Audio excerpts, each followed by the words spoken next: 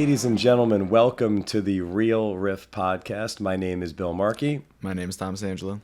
And today we are riffing about the Naked Gun, which just came out August 1st, 2025, as we get into the tail of the tape here. It stars Liam Neeson and Pamela Anderson. It is directed by Akiva Shafir, written by Dan Greger, Doug Mand, and Akiva Shafir. And Hypnosis, this is a pretty simple one. It follows the son of Lieutenant Frank Drebin, who must succeed in his father's footsteps to prevent the closure of Police Squad. That's so funny. I love that too. Police Squad. We saw this a week later. We saw it August 9th. I did see it late, yeah. Yep. In a double feature with weapons. Worth mentioning as well, Naked Gun had a budget of $42 million, and as of right now, it's grossed 56. So it's on its way to making its money. Yeah. I mean, we guess we could say comedies are a bit back, and it's interesting because Seth MacFarlane produced this, and I saw a little clip of him talking about how he wants comedies to come back, and this might be a new era ushering in. So I think, it made profit. I mean, not a huge profit, but enough to where, this could easily get a sequel. Well, usually double. So if it's 42 million, you'd think they got to make like 80. Yeah, I mean, we'll see when its run is done. Yeah, and that'll be interesting to see because I mean, it is going to be an interesting one to see just because comedies aren't really. The last comedy I saw in theaters was One of Them Days, and that was very average. That didn't feel like a new renaissance was coming. Maybe this is this. For me, I think the last comedy I saw, even though it doesn't really get billed as it, was The Monkey. Ooh, yeah. To me, that was a straight. It's a horror comedy though, so it's not a straight comedy. There's been plenty of horror comedies. Yeah. But for me, like, it was just nothing but I thought the whole thing was satirical. Yeah. Definitely. Yeah. Definitely. But what'd you think of this? I loved it. I did. Now, I'm a fan of this type of humor. I love Leslie Nielsen. Airplane is one of my favorite movies of all time. One of my favorite comedies. That quippy style where, like, in Airplane, he goes, "This woman is sick. We need to get her to a hospital." And the woman goes, "Sick? What is it?" He goes, "It's a big building with patients. Never mind that." Like, that's Naked Gun. Yeah. Like, it's very quippy dialogue, very pun-like, just then outrageous and over the top at times. This movie does not double down on bits. It like quadruple down on bits. I mean, like, these bits never end until the movie ends. It does. The coffee bit, everything, not getting into spoilers, but... Yeah, we're in our spoiler-free section. We always forget to say that in the beginning. Yes. This is the fourth film in the... I'm sorry, you know what? You asked me what I thought of it, and I'm getting into some other shit. Mm-hmm. I did really like it. Good. I laughed hard, and I laughed a lot. Yeah. Like, I was at one point tearing. I was, like, shaking in my seat at times. Mm-hmm. Like, and I kept thinking, this is my dad's movie. Like, my dad is in his early 60s. You should maybe you should rewatch it with him. I might. I did tell my parents, go on a date night and go see this movie. Oh, okay. But I had fun. We're on a roll here. Not Fantastic Four for you, but At least for you, it's like banger after banger. I've had a lot of fun at the theaters recently, and it started the most fun with Superman. And then for me, fun with Fantastic Four. Again, a lot of fun with weapons. Fun in together, but like Naked Gun, again, it was fun, and it felt like it felt good to be in a theater again where everybody was laughing.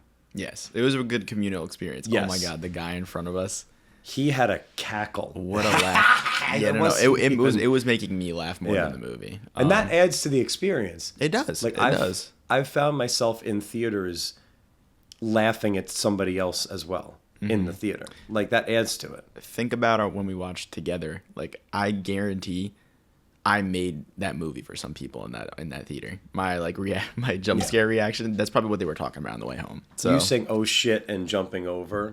Yeah, but overall I really did enjoy it.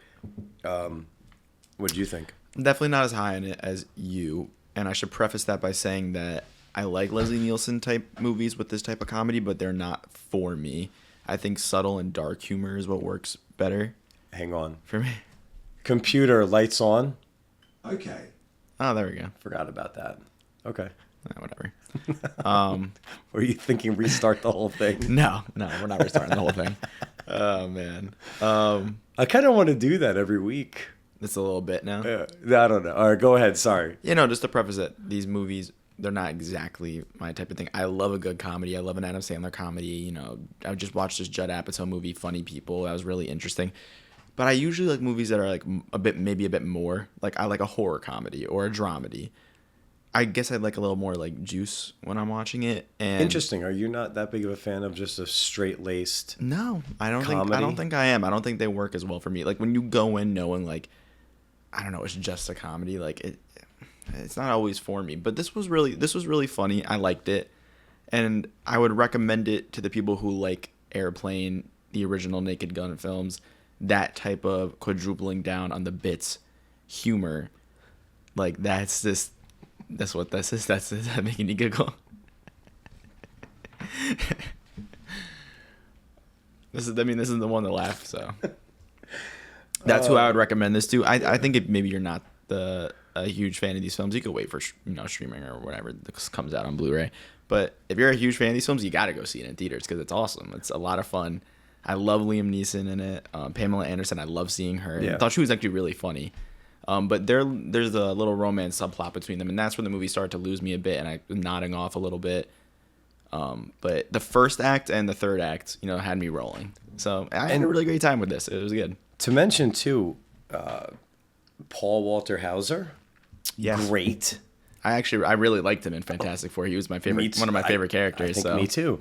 Also too, Danny Huston. He was Jamie in Succession.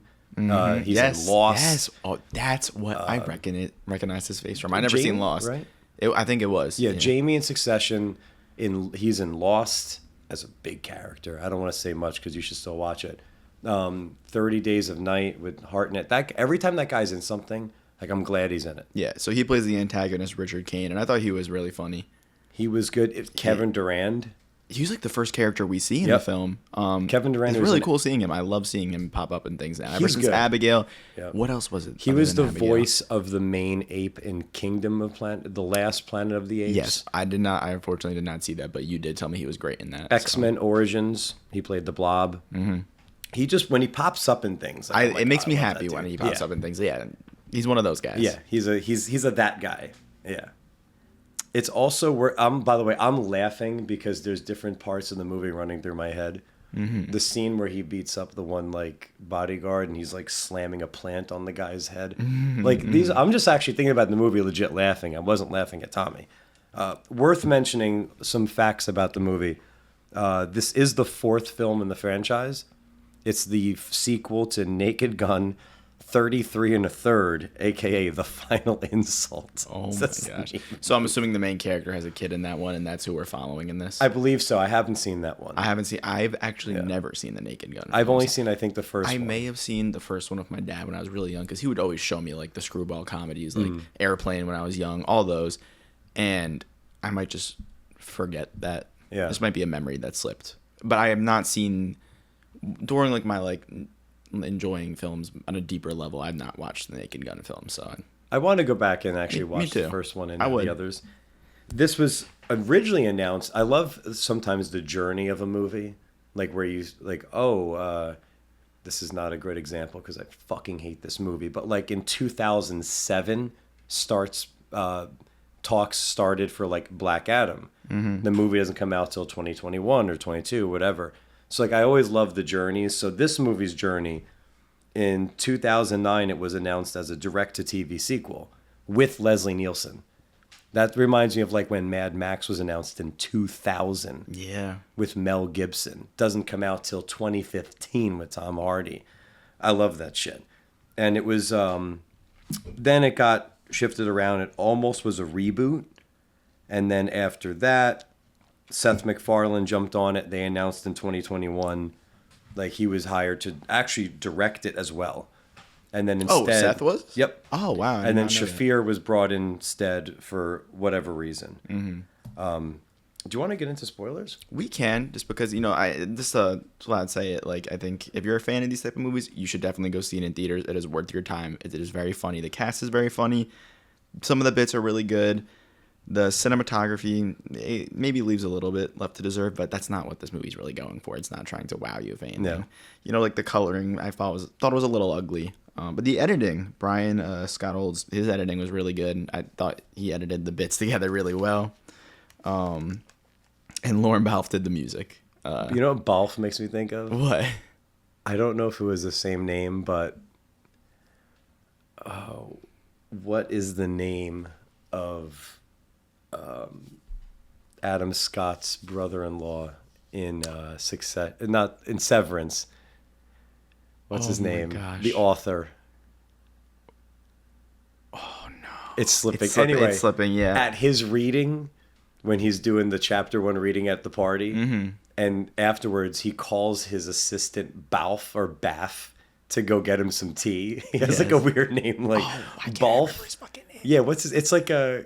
It's gonna watch. We're gonna do the weapons podcast, and it's gonna pop up then. I can't remember. Don't they call him by like one word too? They like, do. Oh, it's something. Crentist or something. Doesn't it begin with a cr? Oh man, This is gonna drive me nuts. I know. It's gonna hit me during the. I'm not looking it up. I could look it up. I want it to No, I come to want me. it to come to me. But yeah, I recommend this movie to people who enjoy these types of movies. I think if you are one of those people, this is definitely worth seeing in theaters. 100%. But getting into spoilers, there's not much to spoil because it's a comedy. I want to say one thing. Okay, let's hear it. Just for a Naked Gun fan, this could have been a spoiler, so I want to save it. Great Easter egg in the movie. Weird Al Yankovic, the singer. Do you know Weird Al? Yes. Okay. And what he does is parody music. Yeah, it's not completely past my time. Okay. Yeah. Weird Al was my first concert when I was 11. That's when he was doing cool. music like based off the Phantom Menace and whatnot. Weird Al was my first like favorite singer. I love Weird Al. I'm And surprised you didn't have like a bigger reaction when he popped up then. yeah, I to myself went, oh shit. But so Weird Al was in the first Naked Gun. I don't know if he was in the rest. Forgive me, Naked Gun fans. I know the movie starts with him doing like a funny, like Weird Al song, and he made it about the Naked Gun. Mm-hmm. So I thought that was cool. I was like, oh, all right. There's a little really Easter cool. egg here. Yeah, spoiler wise, I don't know what there isn't a whole lot to say. I mean, we could talk about what the antagonist is doing, the calm up, calm down people thing, Oh, and, yeah. the PLOT device, the plot device. That got a really big laugh out of everybody did. when that first popped up at the beginning. Did you really understand what that was? Like, I guess it was just making people go. It was a device that transmitted a sound wave that made people go crazy. That's what it was. Essentially, Turned them into like zombies. It made them just go ravenous on each other. Like Danny Huston's character just wanted. Is this like a Thanos effect? Like, did he be like, we need to go back to the early, like the primitive days, like wipe some people out, have them. In this case, it wasn't like snap your fingers, they disappear. They were talking about a bunker, too. Yeah. Like, So- his goal was like, you know what? I'm going to survival of the fittest, let people eat each other alive. We'll reset the earth the way it should be. I was like, I don't know really what his goals were that much. Do you hear that? What is it? There Your cat? No. I think either downstairs or... It sounds like somebody's sawing. It does. That's a saw. Okay. If Okay. anybody can hear that mild... Yeah, it's reminding me of Together right now. I hope not. I It's hope true. I hope it's not that. I hope not. I don't really know exactly. He had literally a PLOT, a plot device. You turn it, and people just go ravenous on each other. Mm-hmm. I think he felt like we need to... Maybe it was like we got to go back to the old times, survival of the fittest, reset. Yeah, the like world. resetting population control type thing. It's whatever. It's more of just it's a joke, and it gets the antagonist to have some sort of evil plan. Yeah. But But that's also... Sorry, that's also what I don't mind. It's just, it's a comedy. Like, there's not a whole lot I'm going to criticize. No, me either. That's why, like, I just like this movie. I didn't love it, and like, there's Right. nothing to really write home or like really even dive into. Like, Right. like maybe weapons will be. It's just, I still just I enjoyed it, and I think I haven't really. I'm not hearing a lot of people talk about it, and that's why I think it's good to talk about it, just because Yeah. I think it's worth seeing. And like, I know my dad's a huge fan of the Naked Gun films, but he didn't even know this was coming out when I told him. That's true. Like, the promotion has not been... But the promotion and the marketing came in heavy late. into the game. I feel like 2 months ago I didn't know this was coming out. I almost wondered if the Pamela Anderson Liam Neeson relationship is like, if that's some sort of. That's an interesting thing to talk about because I did see that they are together. Yeah. Now, so I was like, because there has been times in Hollywood like where Lucasfilm started to like act as if Hayden and Natalie were a thing, but it was really just to promote Attack of the Clones. yeah, Like they never dated. they have really great chemistry in the movie too. In what movie? Attack of the Clones? Oh no. There you go. Pamela I was and like, what? I was not. No. We're not getting into Attack of the Clones. No. I was like, holy shit. Liam and Pamela. I'm a Star Wars apologist, and even I was like, wait a minute. No. No, they have good chemistry. They are. They're really Yeah. cute. They're really cute in the Yeah. movie. Even though their romance subplot kind of was starting to lose me a little bit. Yeah. With that whole fucking snowman thing. I honestly carried thought I on. was like high at that point. I was like, Yeah. whoa. That But, carried on. It carried on. Yeah. I didn't even find the little like end credit scene of them in not retirement. What was that? It was like Yeah, they were like a little. they were saying that he like got in excursion. trouble, but like he was like vacationing. Yeah. Yeah, that wasn't that funny to me. It was a montage of them discovering that they were kind of like in a movie. Like credits are beginning to roll, and everybody's freezing as if He's it's like like, a "Who the fuck freeze are you frame. people?" Yeah. Yeah. No, it was whatever. Yeah. What did you think of the Dave Bautista cameo? Oh, great So, no, cameo! he's like your guy. The Batista's one of my guys. Yeah, that was a great cameo. And a I knew great it was him fourth when wall I break. Yeah. when I heard his voice. You heard his voice before they cut to him because they I focused definitely on Denny. recognized it too. Yeah. I was like, that's fucking Batista's in this. And another pro wrestler, well, Batista's retired, but Cody Rhodes has one scene as a bartender. So, and as we say in wrestling, I popped for that. A seeing lot of Cody. wrestling cameos. Yeah, and Even though I would say Batista's more of an actor now than he is a 100%. wrestler. Like, he has surpassed the that's true. I think even John Cena's getting there. Oh yeah, I mean that's why I he's think literally Batista's a bit retired. further along, but yeah. Yeah. Did you? I was gonna say, did you like the Mission Impossible? Loved it. Which one was that from? I think it was 6, right? Was that is that the opening to Fallout? It is the opening. They to have Fallout. it with the guy. Ethan, I'm coming to get you, Ethan. That guy It's with the beard. I fucking hate. no, that it's not Sean Harris. It's another. I guy. thought they had It's Harrison not set in up. that scene. It's like one of his henchmen. Shit. Because it's an opening. I think it's the opening of Fallout. Okay. Fuck. I just watched all. I of thought them that was really quickly. funny. Yeah. And the woman who like does another one on Liam Neeson. Yeah. And the walls fade back. That's Liza Koshy. She's a YouTuber. She looked familiar. I'm like, where have I She was seen a her? YouTuber during when I was like growing up. Like a part of Okay. that. Yeah. I forget her channel name, but one of my friends was like, "Hey, did you hear like Liza Koshy's in that?" And I was like, "Wait, Liza Koshy's in Naked Gun? Like Yeah. that's a YouTuber from my time. Like that's interesting." A YouTuber. From So maybe your she's time. trying to become like an actress. That statement is insane. It is insane, but I'm 19 now. I know, like that a was when I was, like, YouTuber 10. from your time. It's just Yeah. so weird to me. I don't know what else to say. I mean,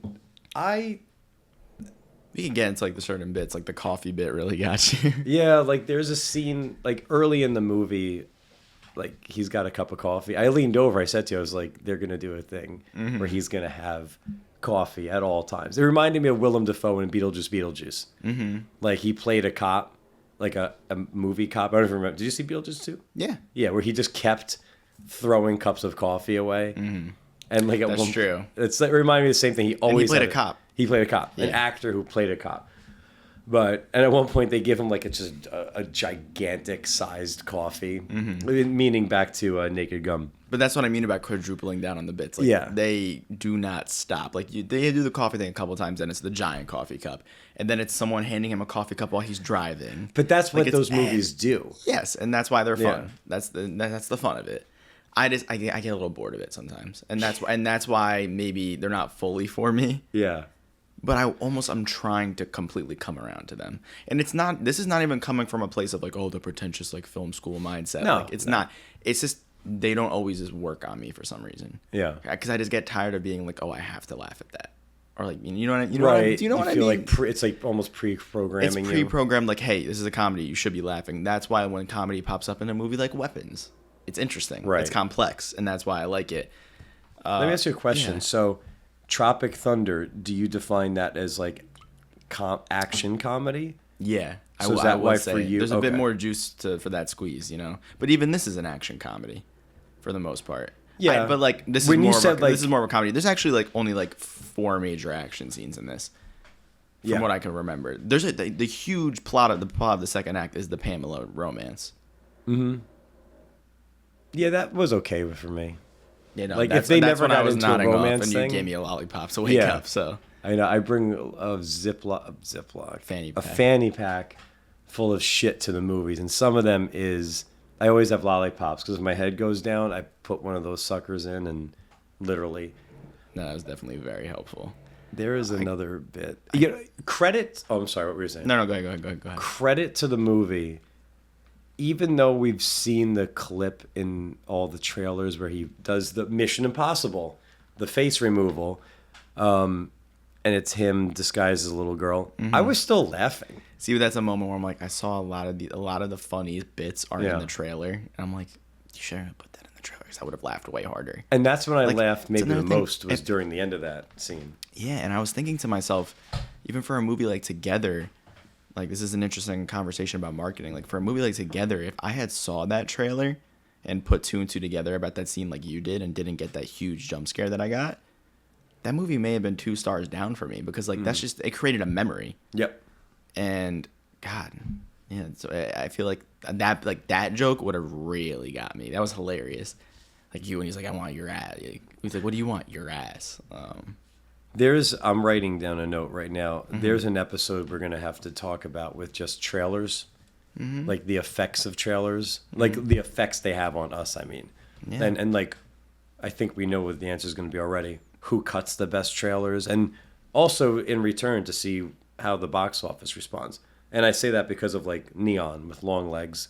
Well, Neon usually just kills marketing. It kills the marketing.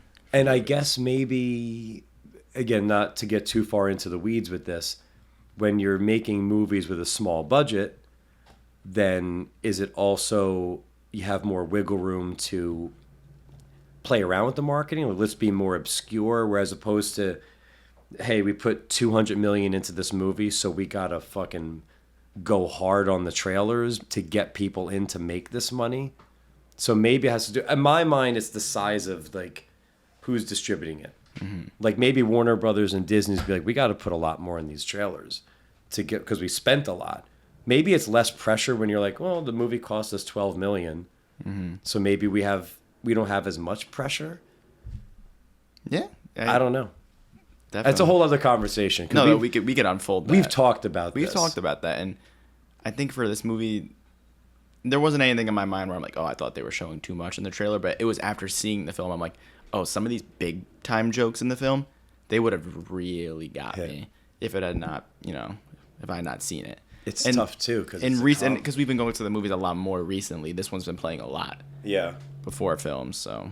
But I also want to note the director of this film. They actually directed Hot Rod, that Andy Samberg film, and that was their directorial debut. I love that movie. I love it too, and like that's such an interesting little. It's such a good comment. Note. Like that's the only other movie for me, at least, of note that this guy directed. That makes sense to me. Like I can see how the guy directorial debut directed this worked with Seth MacFarlane. Like knowing that guy's sense of humor, if Hot Rod's an indication of it, and then Seth MacFarlane's sense of humor. Now this makes even more sense.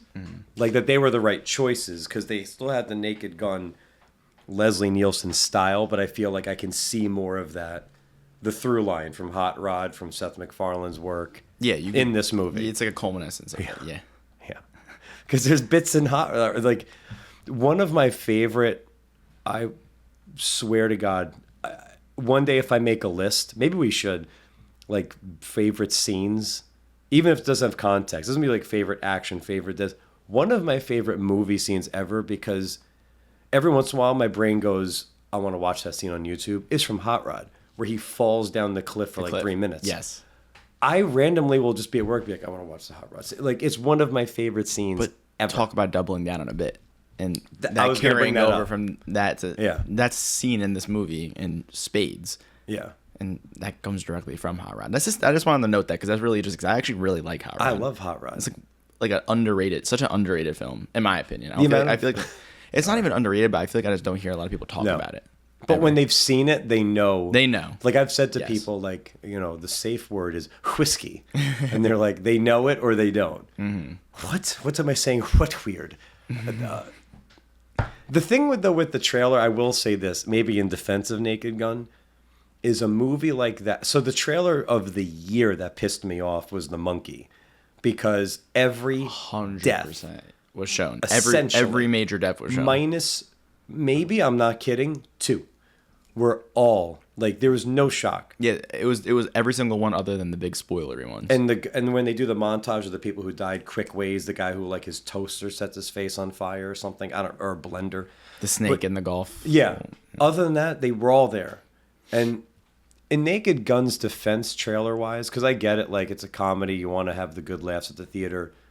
They got to put some shit in, but in the trailer, some big stuff. I guess I get it. But in defense of it, Naked Gun has so many quips that it made up for it, for me. Like, that's why the trailer didn't reveal for me too much. There's a lot happening in the film that so many can't be jokes. shown in the trailer yet. It's like a joke per second. Yes. It really is. This movie does not stop for a second. In There that was sense, the I'm Buffy okay the with it. Vampire Slayer bit. All my episodes of Buffy. God. Oh. It's like, That's the thing. Like, that's why I'm okay with the trailer. It ruined especially the opening of the movie. it did. But there's so many jokes. I don't think it was capable, unlike The Monkey, of like giving it all. Like just the little things. He puts on a glove for a crime scene, but then uses his unexposed... picks his nose and then uses his... yeah. Like, yeah. There's so many of those going that, to me, I was okay with the trailer. Did you think the action was edited well together? You speak on it because it didn't affect me. And I really only noticed it a lot during the opening scene, but it was not cut together that well. Like, in what way? Like how it was like the cuts were not on impact. A little bit, and it looked a little off. And I was like, whoa, that looked like, as much as I liked Brian Scottle's editing for the comedy, that wasn't working too well for me. I was like, whoa, that looked pretty bad. Okay, I can see what you mean now. But you know, again, that's not why we're here for this film. I mean, at least not me. Like, I'm not looking for the action to be amazing like Right. John Wick. Yeah. But I feel like that's not really why we go to this type of film. That editing is not, for the action, is not really that important. But I did want to ask you, like, do you think, seeing as like how mostly well it's doing, even though I don't hear a lot of word of mouth, I don't see a lot of Twitter talk. Twitter is usually my consensus for these types of films. Yeah. Do you think this could start like a new golden age of comedy that like Seth MacFarlane hopes that this film will?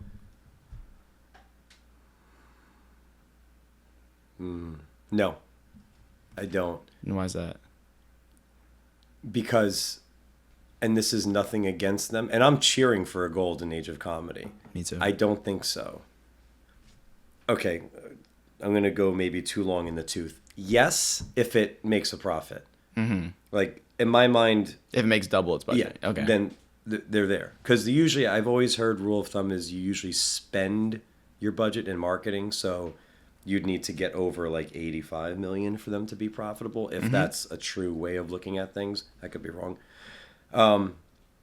But no, because... And maybe this isn't the most fair example, but I look at the cast. I got Liam Neeson, Pamela Anderson. Nothing wrong with them. Paul Walter Hauser is going to be a guy we're watching for the next 30 years. Like, I can't wait to see more of what he does. Me too. There's not as much time as left for everybody else. Even he doesn't. He kind of gets the shit into the stick a little Yeah, bit. He's not in much. he's Like just there. he's like in like 4 scenes. He's supposed to be the partner, but that second act really is It does drag because in you the lose a second. lot of the other characters. Yeah.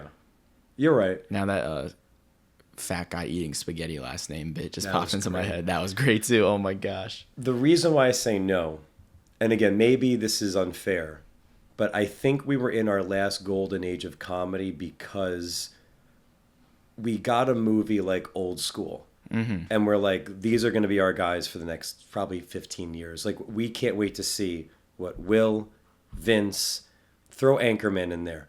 Oh, who's Paul Rudd? Who's Steve Carell? Who's David Koechner? There's Chris Parnell. There's whatever, Will Ferrell. You know, those people were like, to me, it's like, then we saw the branching. Mm-hmm. Like, Jason Segel, Paul Rudd, I Love You Man over here, or Forgetting Sarah Marshall. It's like people branching out. Will Ferrell, John C. Reilly's stepbrother, Steve Carell, 40-Year-Old Virgins, Seth Rogen comes in, Knocked Up. It's like there was like that group that they called the frat pack, like Dodgeball with Ben Stiller, Vince Vaughn. It just, those early movies just started. Yeah, and it was like the roots were coming out, the offshoots were coming out, but then it eventually in this new generation just kind of fizzled. Yeah, and eventually it was going to die eventually. And or slow down. It was. I feel like if we're going to do a golden age, in my mind, it would need that.